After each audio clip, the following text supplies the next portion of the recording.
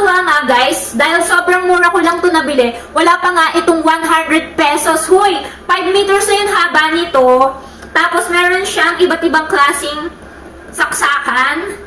Ayan oh, ganito siya. Then, ganito. Tapos, ganito. Meron dalawa ditong plug. O, diba? Apat yung pwede mong maisaksak dito. Huy!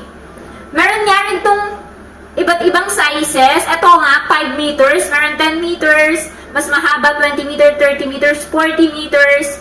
Nasa inyo na lang kung gano'ng kakaba yung kailangan nyo.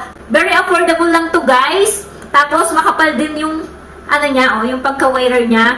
Yun nga lang, isa lang yung color niya, color yellow. So, kung naghahanap ka ng color white, wala na ako nakitang color white. Pero, okay na to dahil very affordable lang. O, saan ka pa, diba? So, kung kailangan mo nga rin ng extension, okay na tong extension na to. Ilalagay ko na nga lang ang link sa yellow basket kung kailangan mo nga rin ito.